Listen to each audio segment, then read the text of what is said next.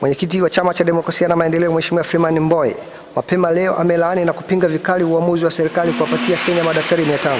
Akifafanua kauli hiyo, ameitaka serikali kuwapatia madaktari ajira na sio kuwatelekeza, huku akieleza uamuzi wa madaktari wa Kenya kugoma ni kushinikiza serikali yao kuwapatia stahiki zao, lakini Tanzania tumetumika kuwa kama daraja la kukandamiza haki ya madaktari wa Kenya. Akitoa kauli hiyo katika mkutano mkuu wa baraza la uongozi wa kanda ya Pwani, Mbowe alikuwa na haya kusema. Jambo la kwanza, serikali jana imetangaza kuwa tayari kuwapeleka madaktari 500 kwenda kufanya kazi Kenya.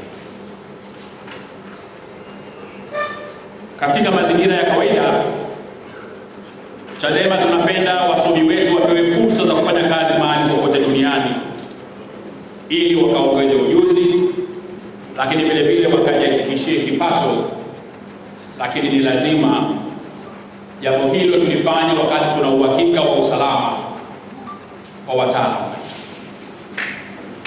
Nchini kwetu mpaka sasa hivi tuna upungufu mkubwa wa madaktari, lakini jana waziri wa afya anamwambia rais tuna madaktari wa kutosha na tuna madaktari hawana kazi.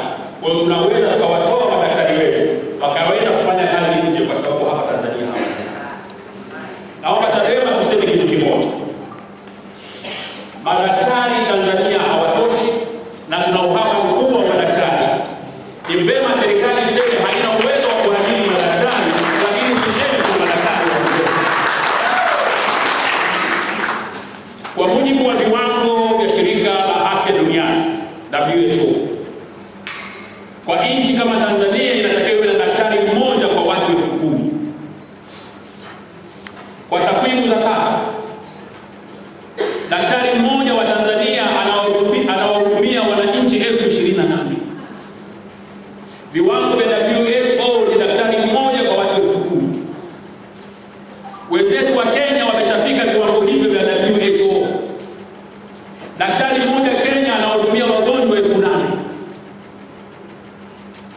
Kinachotokea Kenya ni kwamba madaktari wa Kenya wamegoma, wanashinikiza wapate maslahi bora nchini mwao, wanashinikiza wapate vifaa tiba nchini mwao, wanashinikiza serikali yao itambue namna ya kuboresha mfumo mzima wa utoaji afya katika taifa lao. Kimatibabu, Wakenya wako mbali sana ukilinganisha na Tanzania. Lakini sisi ambao ndio wagonjwa, sisi ambao ndio masikini, sisi ambao hatuna madaktari, tuko tayari kuwatoa madaktari wetu wakazibe gap lililoachwa na mgomo wa madaktari Kenya.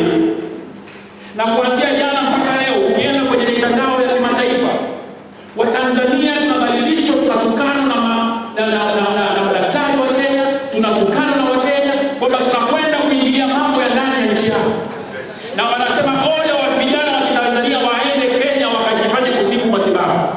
Na wanakwenda hatua mbele zaidi, wanasema madaktari wa Tanzania hawajapimwa vya kutosha, hawana utaalamu wa kutosha, wanakuja kuua ndugu zetu. Chadema tunasema hivi. Rais Magufuli hata mchezo wa kucheza na maisha madaktari wetu.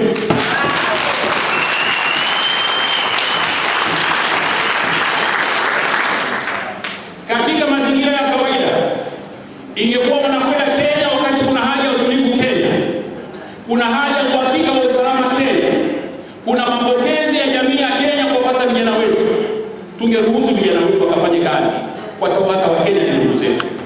Lakini katika mazingira ambayo kuna mgomo Kenya, kuna kutoelewana kati ya serikali ya Kenya na madaktari wao, sisi ndio tuchukue kimbelembele cha kupeleka watoto wetu kwenda kutibu Kenya, wakati wa Kenya wenyewe hawawataki. Ni kuweka maisha ya Watanzania wenzetu, wataalamu wetu katika riski, na sisi kama chama kikuu cha upinzani tunapinga. Na naomba mkutano huu mkuu wa kanda ya Pwani utoe tamko la kupinga kwa viongozi wa dini.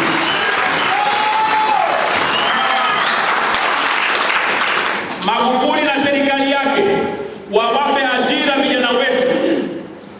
Vituo vya afya havina madaktari. Sera yetu ya taifa inasema vituo vyetu vya afya lazima vihudumiwe na madaktari, lakini mpaka leo hatuna madaktari wa kupeleka kwenye vituo vya afya kwa sababu serikali imeshindwa kuajiri. Kwa hiyo wako vijana wengi kwa miaka 2 madaktari kweli hawajaajiriwa, lakini solution sio kwa